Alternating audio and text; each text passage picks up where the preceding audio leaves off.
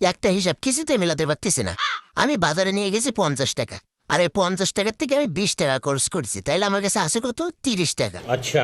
আবার এই 30 টাকা থেকে আমি 15 টাকা খরচ করছি, তাইলে আমার কাছে আছে কত? 15 টাকা।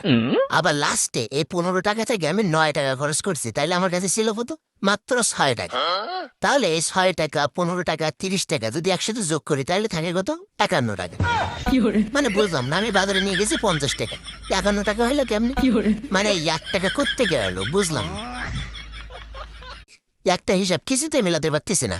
আমি বাজারে নিয়ে গেছি 50 টাকা, আর এই 50 টাকার থেকে আমি 20 টাকা খরচ করছি, তাইলে আমার কাছে আছে কত? 30 টাকা। अच्छा। আবার এই 30 টাকা থেকে আমি 15 টাকা খরচ করছি, তাইলে আমার কাছে আছে কত? 15 টাকা। আবার লাস্টে এই 15 টাকা থেকে আমি 9 টাকা খরচ করছি, তাইলে আমার কাছে ছিল কত? মাত্র 6 টাকা। তাহলে এই 6 টাকা, 15 টাকা, 30 টাকা যদি একসাথে যোগ করি তাহলে থাকে কত? 51 টাকা। মানে বুঝলাম না, আমি বাজারে নিয়ে গেছি 50 টাকা, 51 টাকা হলো কেমনি? মানে 1 টাকা করতে গেল, বুঝলাম না।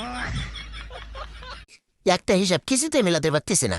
আমি বাজারে নিয়ে গেছি 50 টাকা, আর এই 50 টাকার থেকে আমি 20 টাকা খরচ করছি, তাইলে আমার কাছে আছে কত? 30 টাকা। अच्छा। আবার এই 30 টাকা থেকে আমি 15 টাকা খরচ করছি, তাইলে আমার কাছে আছে কত? 15 টাকা। আবার লাস্টে এই 15 টাকা থেকে আমি 9 টাকা খরচ করছি, তাইলে আমার কাছে ছিল কত? মাত্র 6 টাকা। তাহলে এই 6 টাকা, 15 টাকা, 30 টাকা যদি একসাথে যোগ করি তাহলে থাকে কত? 51 টাকা। মানে বুঝলাম না, আমি বাজারে নিয়ে গেছি 50 টাকা, 51 টাকা হলো কেমনি? মানে 1 টাকা করতে গেল, বুঝলাম না।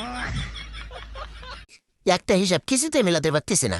আমি বাজারে নিয়ে গেছি 50 টাকা, আর এই 50 টাকার থেকে আমি 20 টাকা খরচ করছি, তাইলে আমার কাছে আছে কত? 30 টাকা। अच्छा। আবার এই 30 টাকা থেকে আমি 15 টাকা খরচ করছি, তাইলে আমার কাছে আছে কত? 15 টাকা।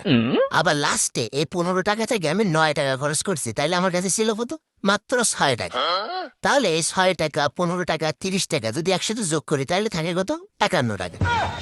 মানে বুঝলাম না, আমি বাজারে নিয়ে গেছি 50 টাকা, 51 টাকা হলো কেমনি? মানে 1 টাকা করতে গেল, বুঝলাম না।